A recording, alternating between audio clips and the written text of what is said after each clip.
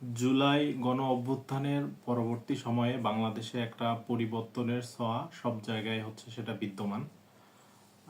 তারই ধারাবাহিকতায় বাংলাদেশের সংবিধান সংস্কার জন্য যে প্রস্তাবটি উঠেছে এবং এটা নিয়ে একটা কমিটি গঠন হয়েছে আমরা সবাই জানি, এবং এই কমিটি কিছু প্রস্তাবনা পেশ করেছে সংবিধানটা সংস্কার করার জন্য।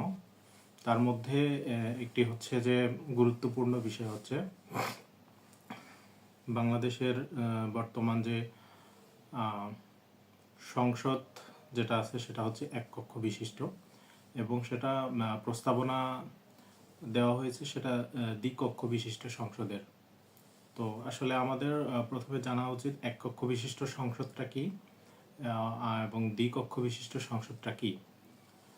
এক কক্ষ বিশিষ্ট সংসদটা বর্তমান পূর্ববর্তী সময়ে যেটা হচ্ছে বাংলাদেশের নির্বাচনগুলোতে আমরা দেখেছি, সেটা হচ্ছে বাংলাদেশের যেমন হচ্ছে সংসদীয় আসন হচ্ছে টোটাল 350টি, তার মধ্যে 300টি হচ্ছে প্রত্যক্ষ ভোটে নির্বাচিত হয়ে আসতে হয়, এবং 50টি থাকে হচ্ছে সংরক্ষিত মহিলা আসনের, যেটি হচ্ছে যে সরকার গঠন করবে, যে দল সরকার গঠন করবে তারা তাদের ইচ্ছা মতো লাইক পলিটিশিয়ান, শিল্পপতি বা শিল্পী, এদের মধ্যে থেকে কাউকে যদি মনে করে যে দলের মধ্যে ইনক্লুড করলে হচ্ছে দলের একটা পজিটিভ ভাইব ক্রিয়েট হবে, তাদেরকে নিতে পারে। এবং বর্তমানে যেটা প্রস্তাবনা দেওয়া হয়েছে দ্বিকক্ষ বিশিষ্ট সংসদের, তাহলে এটা আমাদের জানা উচিত যে দ্বিকক্ষ বিশিষ্ট সংসদটা কি। দ্বিকক্ষ বিশিষ্ট সংসদটা হচ্ছে যেটা প্রস্তাবনা দেওয়া হয়েছে সেটা হচ্ছে 400 আসন থাকবে, সেটা হচ্ছে নিম্নকক্ষে। তার মধ্যে 100টা থাকবে হচ্ছে সংরক্ষিত মহিলা আসন যেটাকে বলা হচ্ছে, কিন্তু সেটাও প্রত্যক্ষ ভোটের মাধ্যমেই হবে। আর 300 থাকবে হচ্ছে যেটা হচ্ছে প্রত্যক্ষ, সেটাও প্রত্যক্ষ ভোটের মধ্যে অবশ্যই নির্বাচিত হবে, এবং বাকি 105টি হচ্ছে উচ্চকক্ষে।